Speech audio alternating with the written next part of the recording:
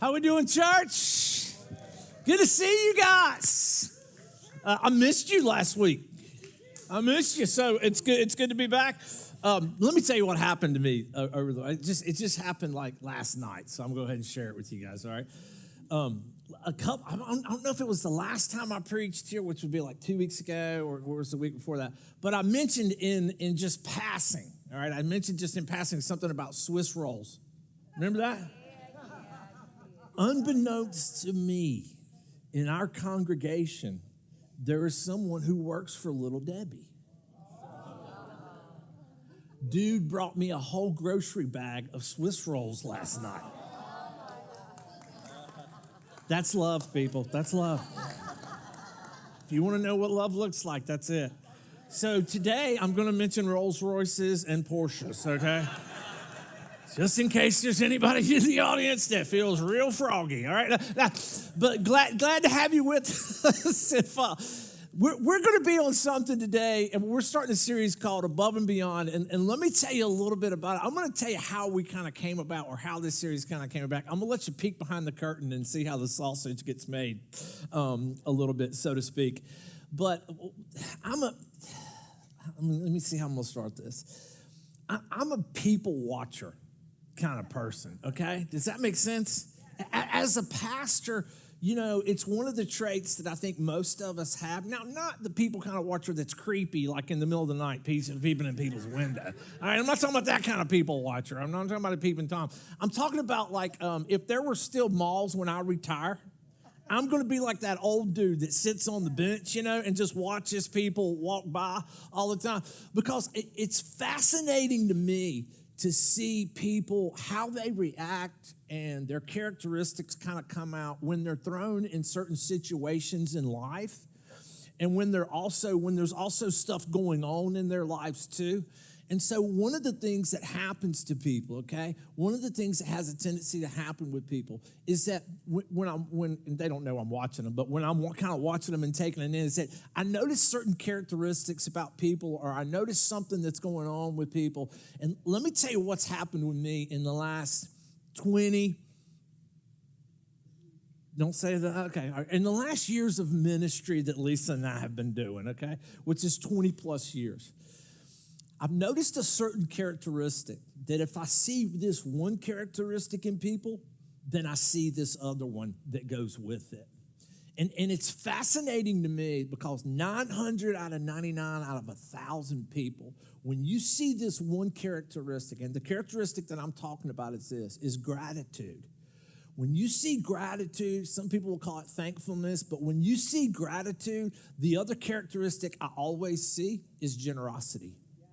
If you find people that are grateful, if you find people that are thankful, then 999 out of 1,000, you're going to see that they're also generous, okay? That they're also generous. It's amazing to me to kind of see how that kind of plays out in people's lives. Now, what happens to us this time of year, since we're coming up on...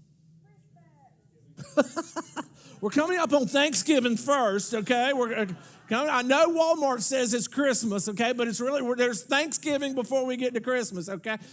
But when we get to Thanksgiving, that kind of year, we're always kind of thankful, aren't we? I mean, we're always a little bit more grateful. We're always a little bit more thankful. But then, as soon as we move on from that holiday, that kind of wanes. So my thought process on this is this.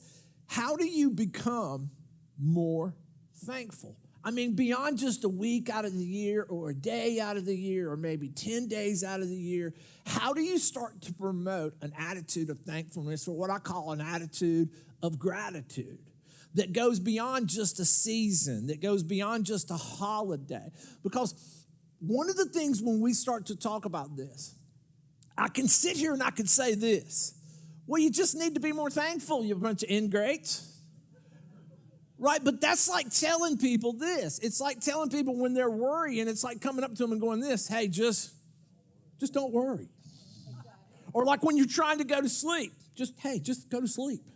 I mean, it's easy to say something like that, but for me, as for our church, okay, for the ecclesia of Waterbrook, I would love for us to grab a hold of this attitude of gratitude that goes year round.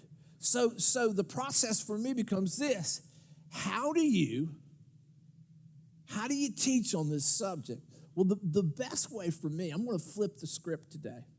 I'm going to talk about the opposite of gratitude, because I think once you start to see the opposite of gratitude, it will start to instill in us an attitude of gratitude. Because once we kind of start to define and we start to see some characteristics of what's called ingratitude, once we start to see those things, then we will recognize more when we're not promoting gratitude in our own lives. Because here's one of the things that we know. When we're thankful, all right, when we're grateful for things, studies have been shown on this. Studies have been shown over and over and over again. People that are more thankful in life, people that have an attitude of gratitude, they end up being happier. And they end up being, this is weird, they end up being healthier. And here's the thing.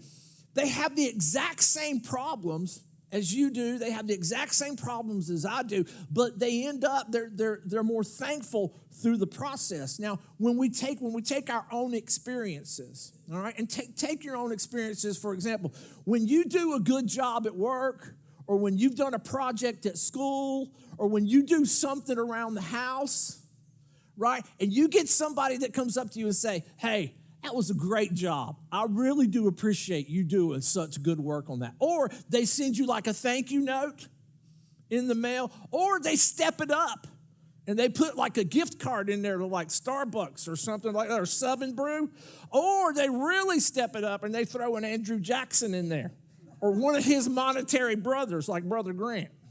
Or his big brother, Benny Franklin. When you throw one of those in there with a thank you note, then you're really going to be, that makes you real happy, doesn't it?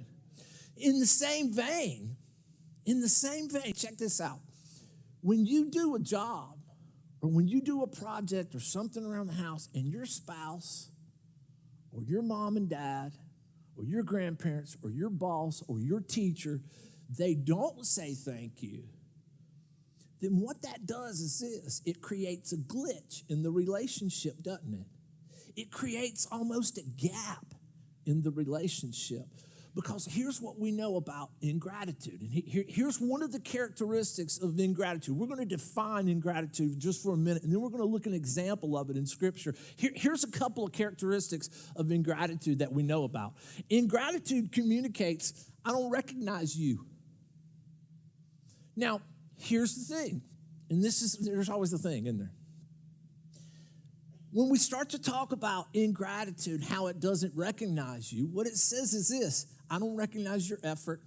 I don't recognize the work you put into it. I don't recognize the thought that went behind it. I just don't recognize you. And another weird dynamic about ingratitude is this: if you've been the victim of ingratitude, right? When you bring it up to the person that kind of, to the perpetrator of it, you almost feel childish bringing it up, don't you?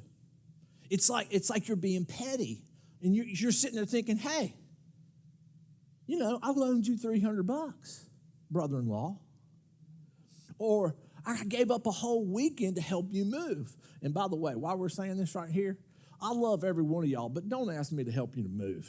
Okay, I got a pickup truck, but don't ask me to help you to move. I don't even like moving myself.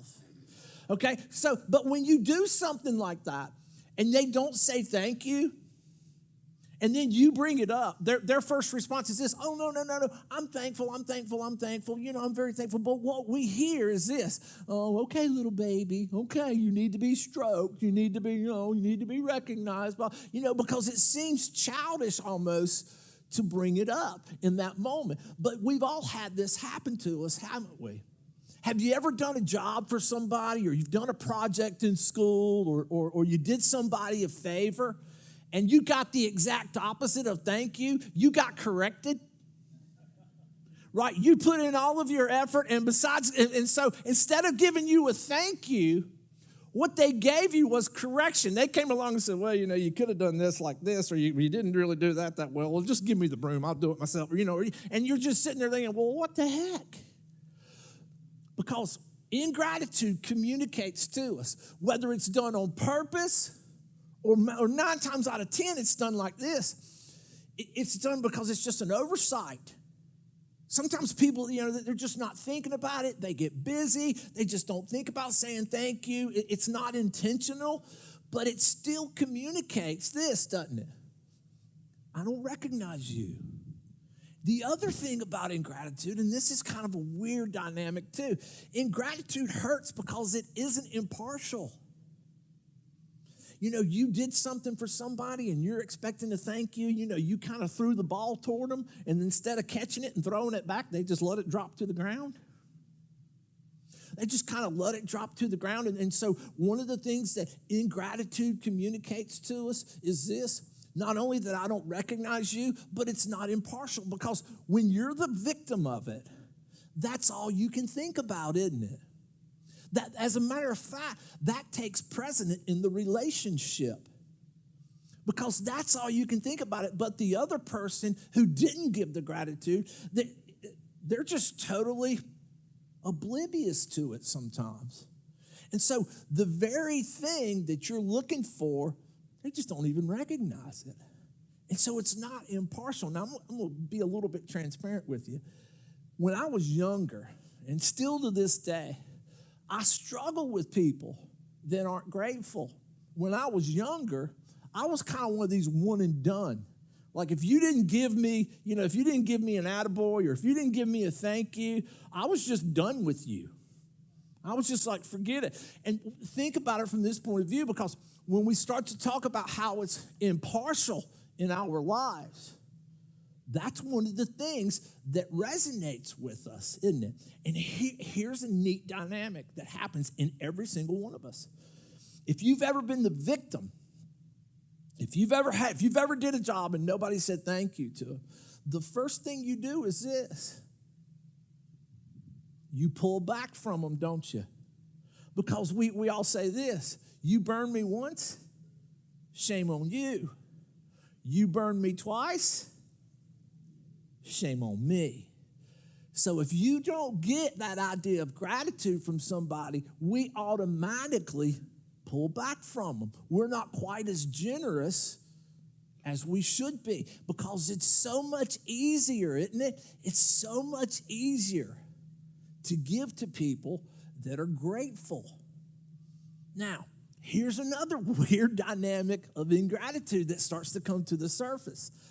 Unexpressed gratitude is experienced by the other person as ingratitude. If you've ever been called out for not being grateful, our first thing is this: we get defensive, don't we?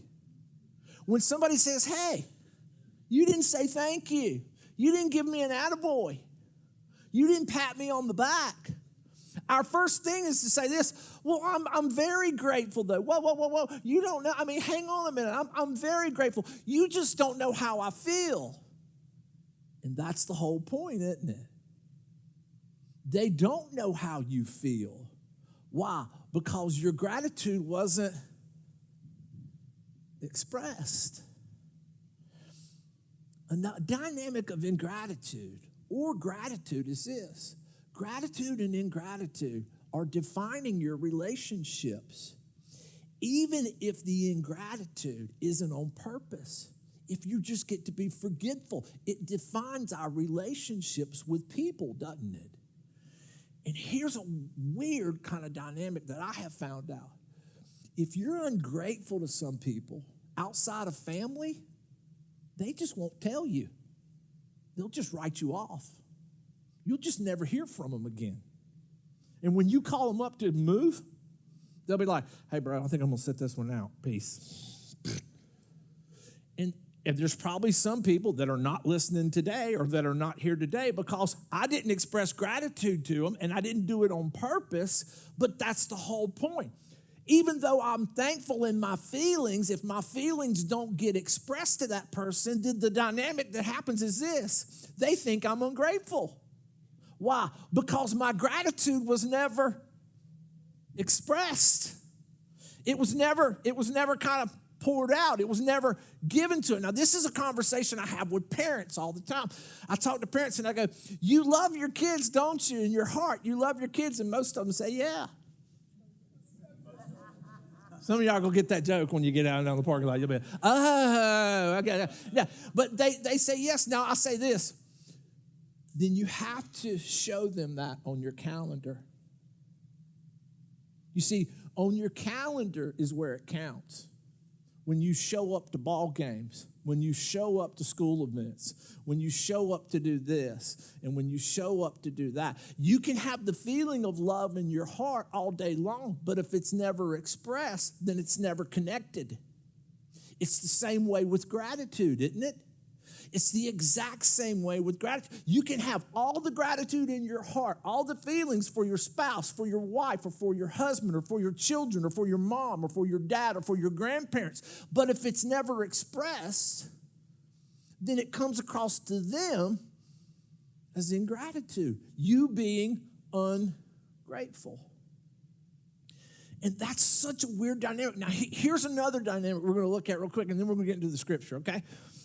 Our hearts gravitate towards recognition and gratitude, don't they? If you're thinking about getting married one day, let me give you a bit of advice. Don't let anybody in your family out-grateful you. And what I mean by that is this: express your gratitude to them over and over and over. Young people, all right? Middle schoolers, high schoolers, college people. I want to talk to you just for a minute, all right? Now, I'm going to tell you something that's going to give you an in with your parents, all right? So don't tell your parents I'm telling you this, all right? Do you want your mom and dad to be more of a yes mom and dad? If you want your mom and dad to be more of a yes mom and dad, here's what you do. Start being grateful out loud. Because I'm going to tell you how your parents feel right now. Your parents feel like they are taken for granted. Every single parent that's ever had a child feels like they're taken for granted. Now, here's a neat dynamic that starts to take place, okay? When you're talking about a parent and a child. Most typical teenagers, and I know you're not typical in here, but just bear with me, okay? Most typical teenagers kind of think like this. Well, sure, I've got a room. Well, I mean, sure, I've got cool clothes. Well, I mean, sure, I've got a cell phone. Well, sure, I've got more food than I know what to eat. Sure, I do. But my parents, I deserve those things.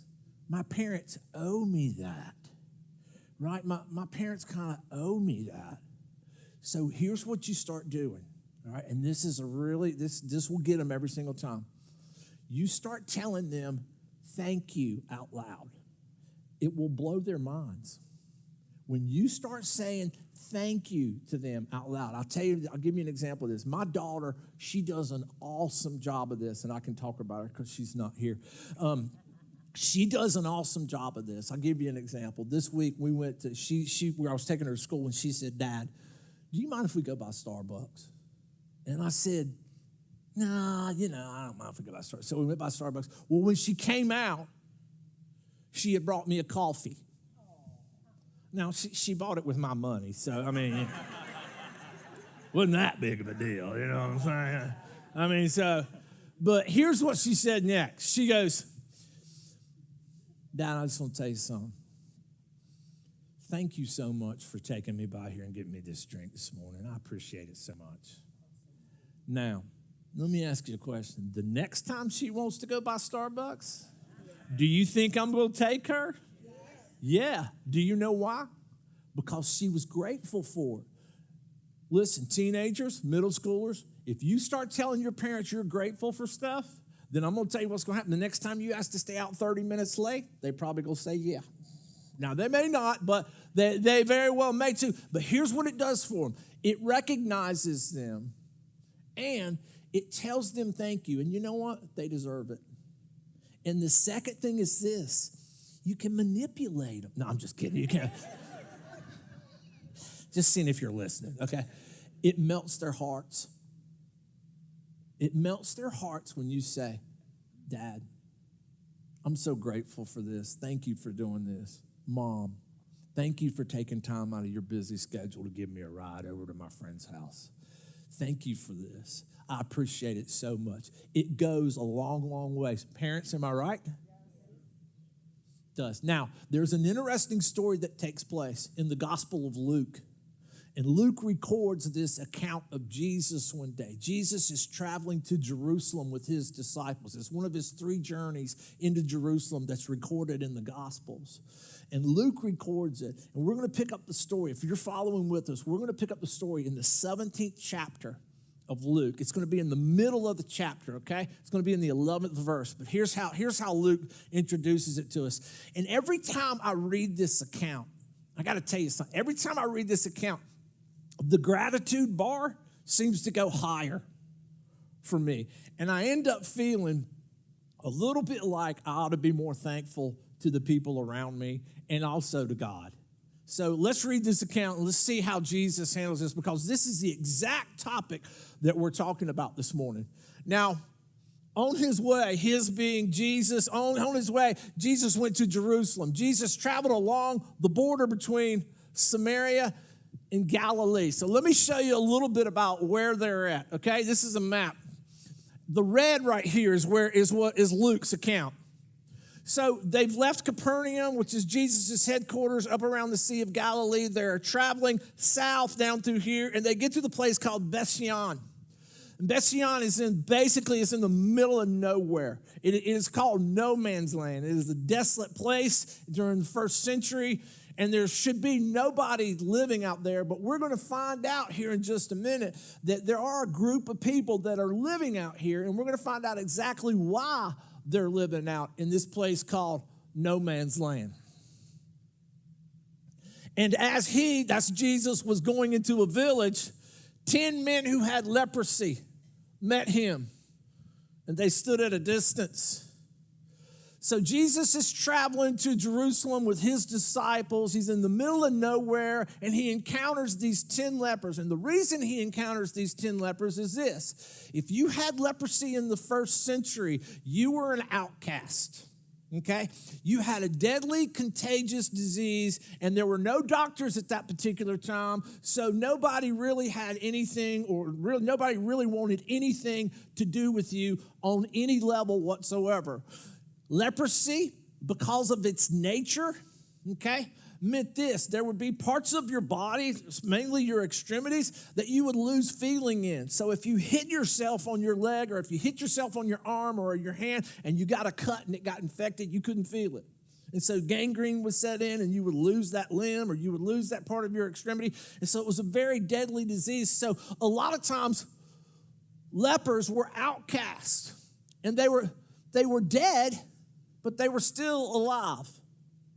And they were dead in the fact that they were dead to society, but yet they still had to eke out a living. And so while other people, their children were growing up, lepers had to stand at a distance.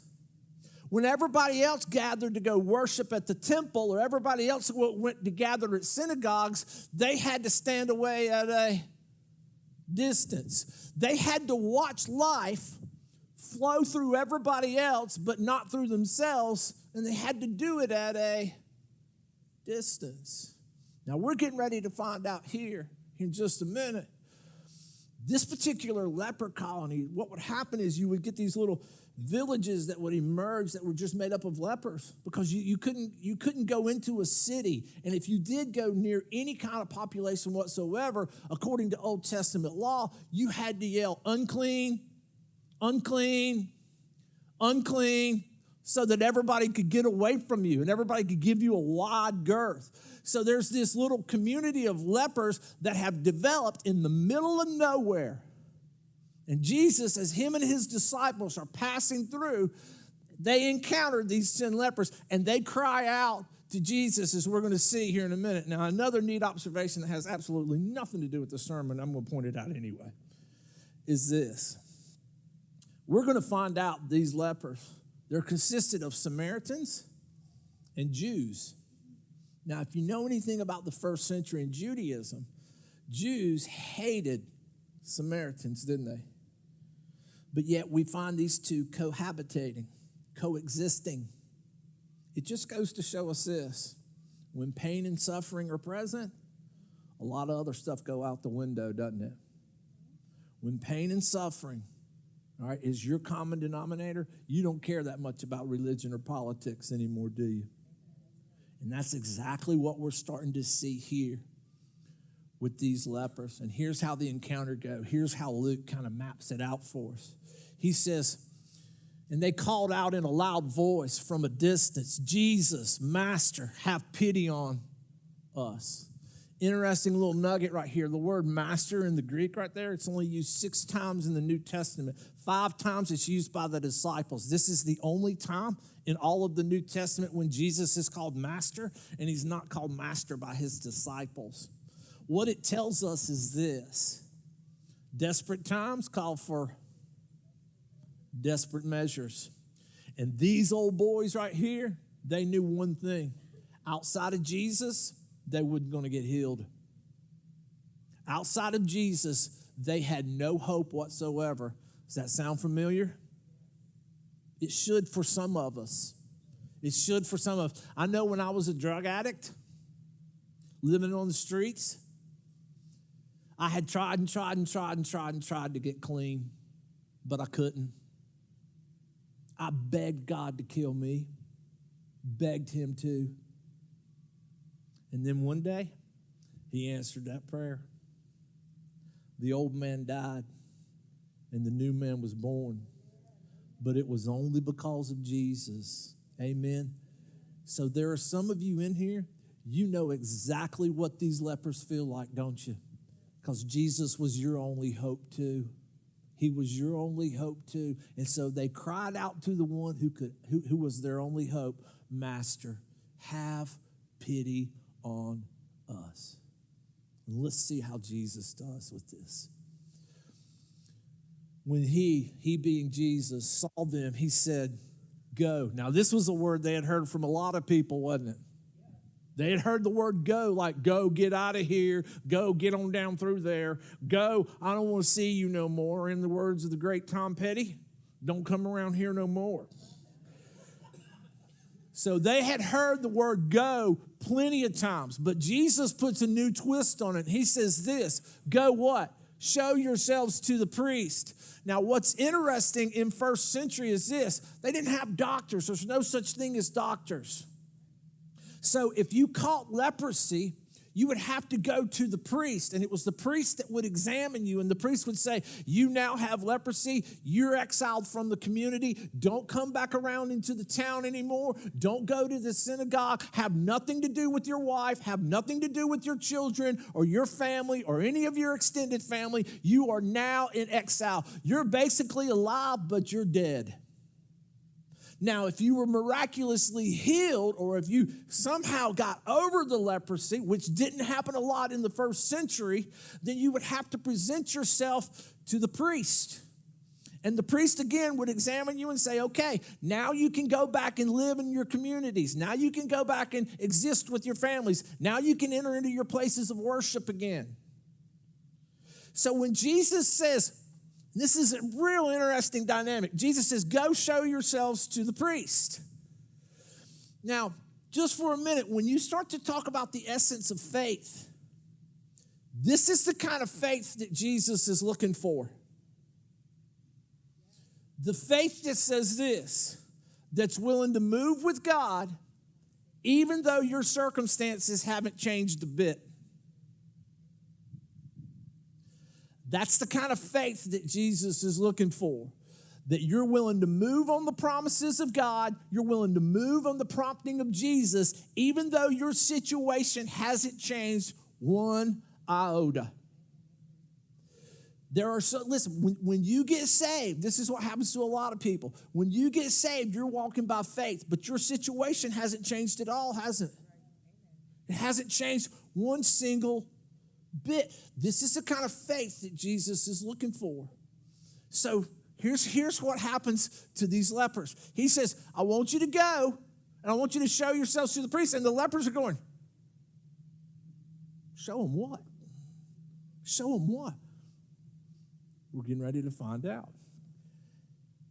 And as they went in faith, you hear this phrase tossed around a lot at church. You need to just walk by faith. This is exactly what it looks like. They're trusting God, even though their situation hasn't changed one bit. They're trusting in the promises of God, even though their circumstances haven't changed. They're trusting in the promises of God. They're trusting in the prompting of Christ, even though nothing else has changed externally around them. That's what it means to walk by faith. And as they walked by faith, they were cleansed. Now, I don't know how long they walked. I like to think it's probably about 10, 20 feet. You know, they're just walking and going, I'll be darned. What in the heck happened here? You know, I mean, or maybe it was like a half a mile. Maybe it was a mile. We don't know the distance, but what we do know is that all 10 of them were healed. Now, think about this. When all 10 lepers show up to the priest, what's the first thing the priest will say? Oh, come on, y'all. It's not that hard of a question. What in the world happened to y'all? I mean, it's one thing if one shows up, maybe two, but 10? 10 show up? I mean, that's a miracle, isn't it? That's a miracle that shows up. So they were cleansed. One of them, there's always one, when he saw he was healed, he doubled back. He came back praising God in a loud voice. That's gratitude expressed, isn't it? That's gratitude expressed. So what he's doing is he sees that he healed, and he automatically turns around and he goes back to the one who has healed him. And he starts with a loud voice praising God. And then Luke continues in his story, and he says this: he threw himself. In the first century, this is the equivalent where he throws himself at Jesus' feet, and here's our word, thanked him. Again, gratitude expressed. Now, I'm just going to go ahead and tell you, if it was me, I'd have kissed Jesus right on the jawbone. I mean, I'd have kissed him and hugged his neck and just told him how thankful I was, because when you start to talk about this idea of expressed gratitude, parents, you know this, don't you? You know this, or maybe you were raised like this. If you ever were given anything in front of your parents, what's the first thing your parents would tell you to say? Tell them thank you. Tell them thank you. Why? Because we know this instinctively, that there is a time, there is a window that's open of opportunity for you to thank somebody for something. And that window closes quick, doesn't it? And if you don't say thank you, then there is a problem, because what other people perceive is this: that's ingratitude. That's you not being grateful. So he threw himself at Jesus' feet and he thanked him. And I love this next verse that's coming up right here. I think Luke giggled when he wrote it. I think he's right, and he's going, oh, the Jews are going to love this one. And he was a Samaritan, meaning this: the other 9 were Jews. The other 9, being Jews, were raised in a religious environment where they knew better. They knew better. They knew they should have said thank you, but they didn't. And what's really unique about this is this: he was a Samaritan. He was a Samaritan, meaning this: Samaritans were used to being outcast. They were used to being outsiders. They were used to people looking at them and looking right through them, like they weren't even there. They were used to people looking at them and looking right over their heads. And so this man, who had been treated indifferently all of his life, who had been shunned all of his life, instinctively said this: someone who's been forgiven of much needs to be thankful for much. And so he instinctively turns around and he says, I've got to thank the one who made my life possible. He has restored me. He has put my family back together. He has put me back together. He has made me whole. He has done something in my life that only he could do, and I couldn't do myself. I had tried to do it, but I couldn't do it. And so I'm going to turn around, and I'm going to be thankful for him for it. In this microcosm of this little account that we have here, we have a dynamic that's starting to play, that's starting to come out that we all see, and it's this: expressed gratitude. It goes a long ways, because watch what Jesus says here. He says, Jesus asks, were not all 10 cleansed? Where are the other 9? In the Greek it reads this: the other 9, where? Where are they? Now, Jesus isn't looking for an answer, is it? He's just making a stinging observation. Wasn't there 10 guys that were healed? And here's the thing, and I think this is a real neat point to kind of look at. I think if you were to go to the 9, who now, they're all healed, they're restored, they're overjoyed, aren't they? They know the exact same thing that the Samaritan knew. They all know the same thing. Our lives are totally different now. Our lives are restored now. Our marriages are restored now. Oh my gosh, I'm going to be able to go home and pick up my child and hug my child and kiss my child on the cheek, and I haven't been able to do it for 3 years. Or 6 months, or 9 months, or 9 years. Whenever they contracted leprosy, now they're restored back into their communities. They're restored back into their families. Things are totally different for them. If you were to go up to them and say, are you thankful for this? Every one of them, beyond a shadow of a doubt, would say this: absolutely. I am tremendously thankful for what Jesus did in my life. But the problem is this: they didn't express it. They didn't say it. They didn't come back and close the loop. They didn't close, they left the gap open. There's a glitch now in the relationship.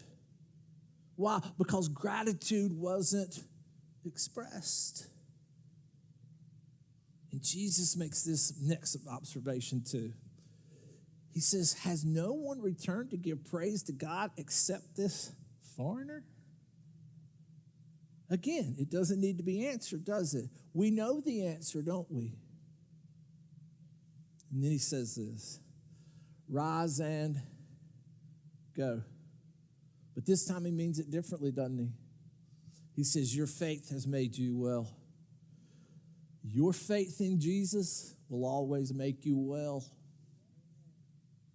Life may leave you with things that aren't well, but your faith in Jesus will always serve you well. Amen?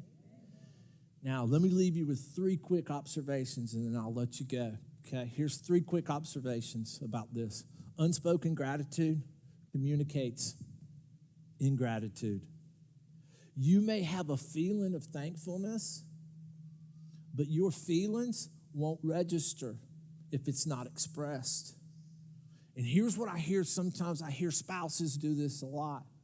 They'll praise their spouse in front of other people, which is good, but it's not the same as praising your spouse one-on-one. You may communicate it to others, but do you communicate it to her? Or do you communicate it to him? Because, and this is the strange dynamic about it. When your gratitude is unexpressed to the other person, it's received as ingratitude. Even though you don't feel that way, that's how it's received. Because your feelings in this particular time, it doesn't count unless it gets expressed. Here's another one real quick. Ingratitude feels like rejection. Appreciation feels like acceptance. And we all love to be accepted, don't we? Feels like rejection when we don't express our gratitude. It feels like you don't recognize me. It feels like you don't recognize my effort. It feels like you're not going to give me an attaboy. That feels like rejection. And through a relationship, through time, if you get rejected and rejected and rejected over and over and over again, what ends up happening to you is your heart becomes hard. And you end up just saying this one, I'm going to step back on this one. I'm not going to participate anymore. I refuse to keep being generous to you if you're going to keep being just ungrateful all the time. And what happens is this rejection, if you're not careful, can end up defining your relationship.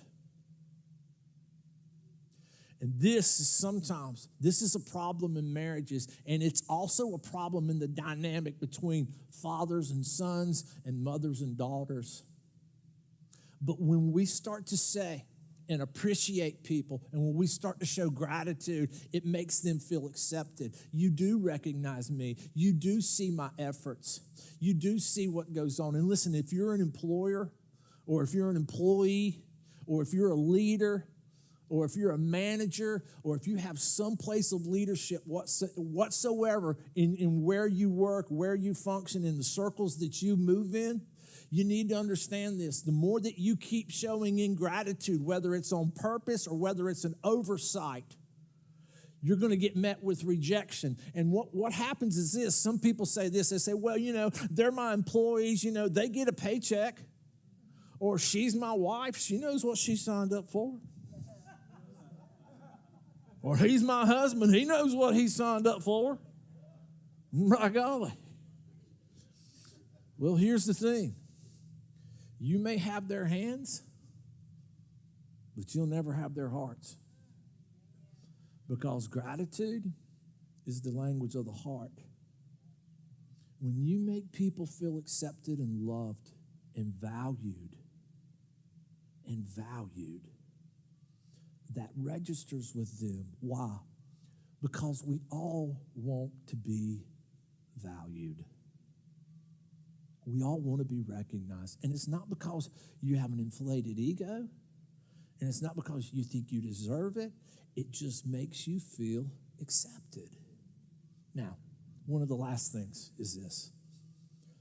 Unexpressed gratitude can indicate that you're more about yourself than others. Now, here's what kind of happens. We know this. Ungratefulness and arrogance can sometimes live under the same rock. You ever thought about it that way? If you're ungrateful, whether it's on purpose or whether it's by accident, you can come across as arrogant. And we know this sometimes, don't we? Arrogant people are normally ungrateful. And so what happens is this. It comes across as unexpressed gratitude can come across as just arrogance. Now, if you have a problem expressing gratitude, maybe you need to dig a little bit deeper as to why. And for some people, let me help you out. For some people, the reason that you don't like to tell people thank you, or you don't like to give them an attaboy or an attagirl, or you don't like to give them a pat on the back, is because you perceive it as a form of weakness. You sit there and you think like this, well, if I tell them thank you, or if I give them a pat on the back, then they're going to kind of think, or I'm going to think that I couldn't make it on my own. I couldn't do it myself.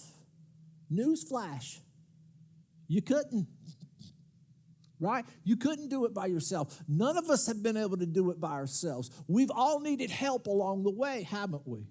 Every single body needs help along the way. And here's another news flash too. At the end of the day, everybody's a volunteer.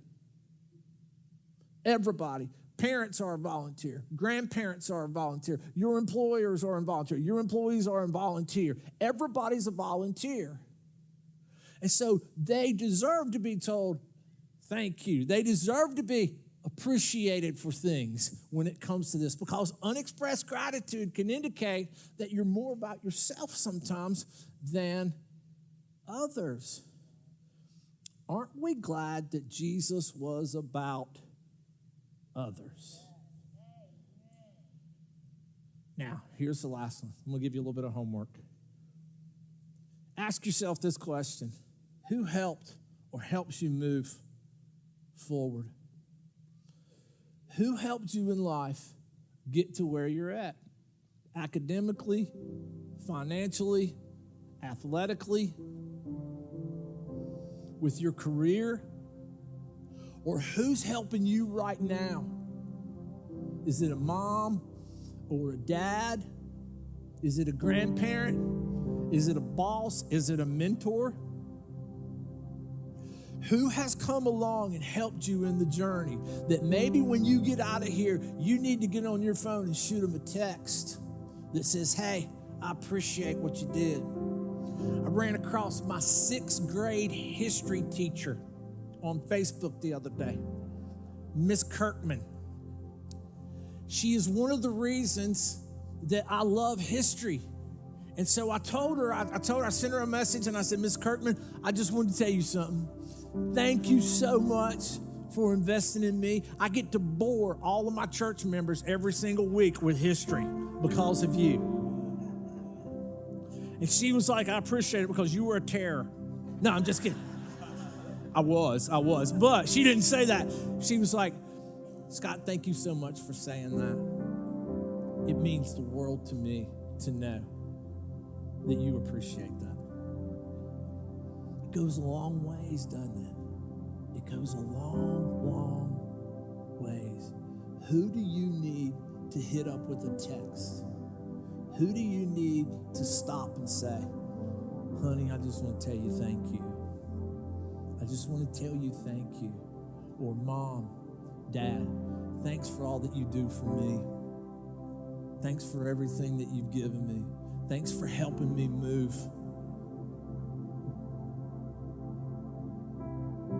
forward. And last thing, let me leave you with this thought.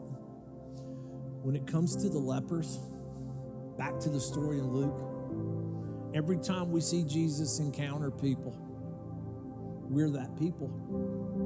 We are those people. We are those 10 lepers, aren't we? Now, here's the thing. We have a deadly disease too. It wasn't leprosy, but it's sin. And it was Jesus that saved us from our sin, didn't he? And as we stood at a distance and called out to God because we were at enemies with God, we were at distance with God. Our sin had put a distance between us and God. It was Jesus that called out to us, and he didn't say go. He said, come, come, come. I love you just the way you are, and I'll heal you, and I'll heal you. So at the end of the day, gratitude begins when we start to recognize what God's done in our lives. When we start to say, Father, thank you. Let me ask you a question. What has Jesus saved you from? What has Jesus restored in your life? What has Jesus done in your life that only he could do that you couldn't do yourself? What has he done for you that you couldn't pull off by yourself? Then you and I, because here's what happens. At the end of our lives, your lives are going to be defined by some things. Are you going to be one of the 9? Or are you going to be the one? The one that doubles back every day and say, Lord, thank you. Thank you for doing something in me and in my family I couldn't do myself.